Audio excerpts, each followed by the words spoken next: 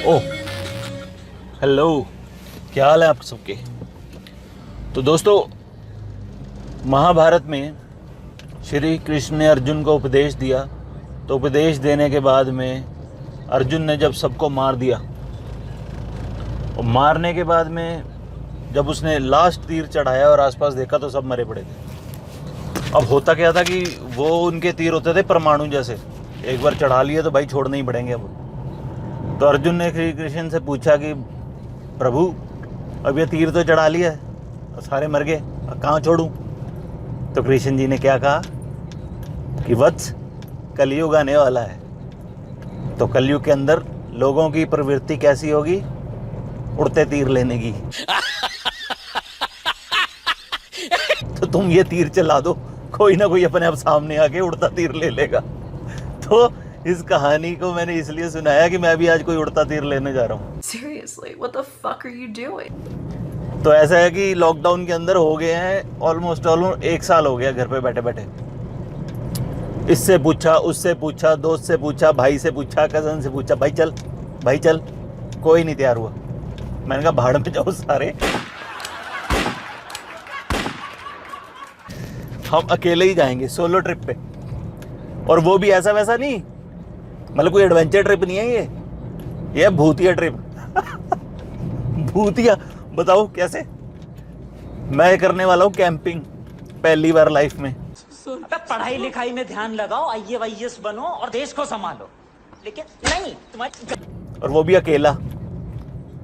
और लोगों की सुन के ही फट गई थी, कह रहे थे मत कर भाई मत कर, रात को वहां अंधेरा होता है। मैं कहा साले रात को तो हर जगह अंधेरा होता है। अबे साले, तभी मेरा माफ करना, गुस्से में इधर उधर निकल जाता हूँ। कहाँ उजाला होता है।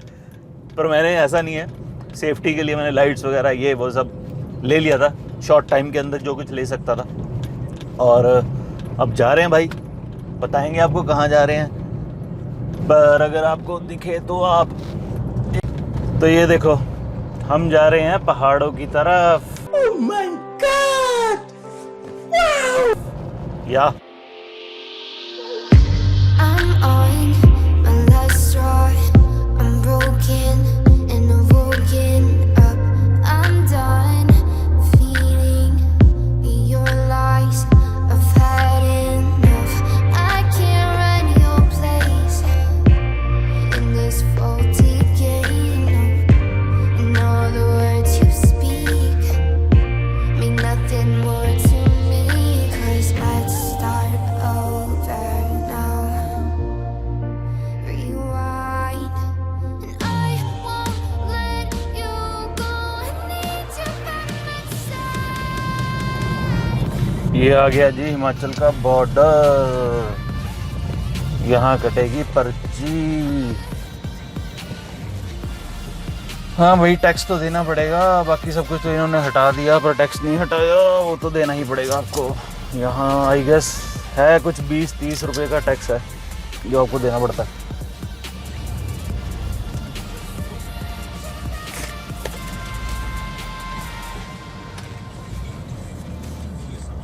और इसके बाद हम हो जाएंगे हिमाचल में एंटर।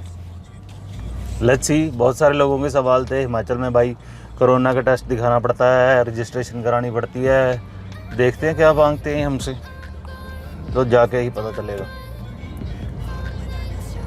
और हाँ, ये वीडियो के बारे में, भाई हम हैं 80s के बालक, पैदा हुए थे 81 में। तो अब मैंने देखा कि भाई चंगू मंगू चंटी वंटी सब ने अपने चैनल बना लिए हैं। चैनल तो हमने बना रखा था, पर हमने एग्जीक्यूट नहीं किया। एग्जीक्यूट किया होता तो हम भी कुछ होते। क्योंकि दोस्तों, इन पहाड़ों के अंदर ना, मैं मतलब कि ऑलमोस्ट लगा लो बचपन से ही, जैसे स्कूल से बंक मार के जाते हैं ना, ऐसे ही जाता था। तो हम स्कूटर पे भी गए हैं, साइकिलों पे भी गए हैं, शिमला नहीं गए, धर्मपुर तक साइकिलों पे भी गए हैं, इतने पुराने हैं। तो उस टाइम पे अगर हमने वीडियो वगैरह कुछ बनाया होता तो भाई चल ही जाता, चैनल ज़बरदस्ती चल जाता। चलो एनीवेज, नेवर टू लेट। उम्र का इस चीज़ से कोई लेना देना नहीं है। तो जी हमारी घटी है 40 रुपए की पर्ची, ना कोई पूछ ना कोई ताछ, डायरेक्ट काम। मैं चल पड़ा था जी 7 बजे घर से, 8 बजे घर से, और घर से चलने के बाद में चंडीगढ़ होते हुए पेट्रोल डलवाया और देन अभी हम एंटर कर चुके हैं हिमाचल में। हमारा सफ़र ऑलमोस्ट यहाँ से है 3 घंटे का। नाश्ता मैंने किया नहीं है, दूध पिया हुआ सिर्फ। तो रास्ते में रुकेंगे कहीं अच्छा स्पॉट देख के।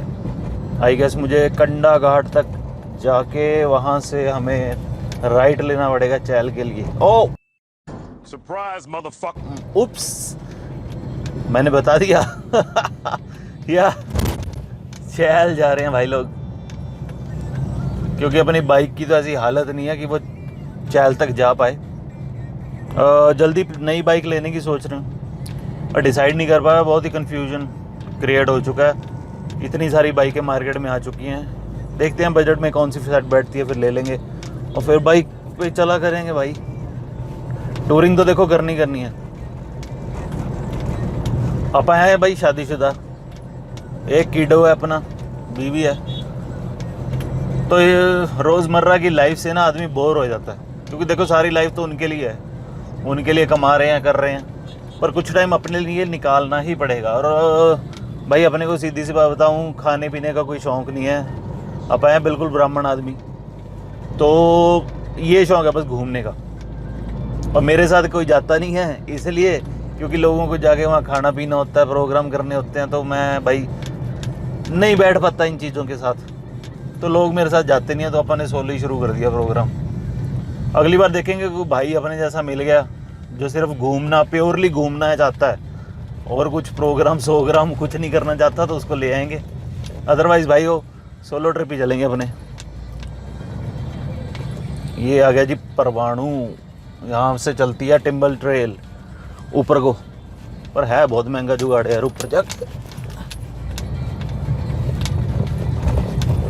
ऊपर जाके आपको चाय का कप भी ये लोग ना, मतलब 100 रुपये का चाय का कप है, और ऊपर और की दुकान है नहीं, होटल लाइन का अपना।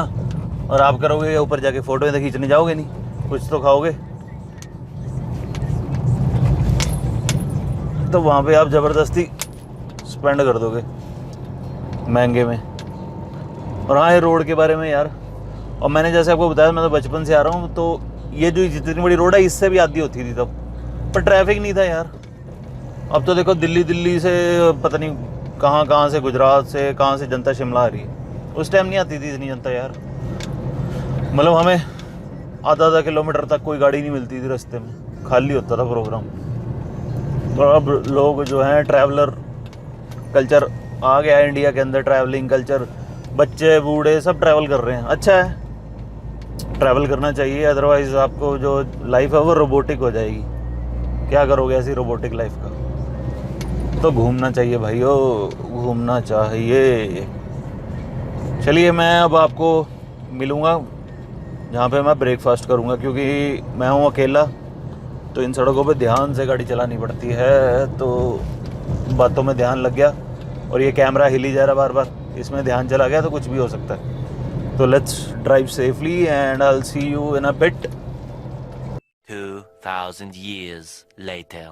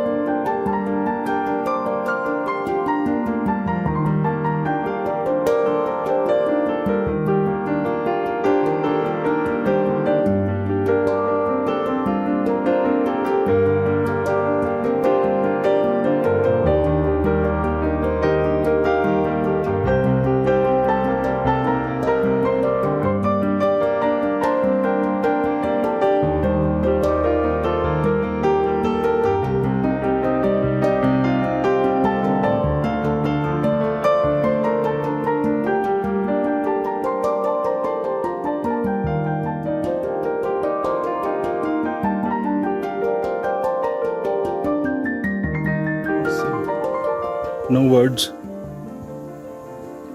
बहुत ही बेहतरीन जगह है। हम लोग यहाँ से आए हैं, ये रोड सीधी ऊपर आती है।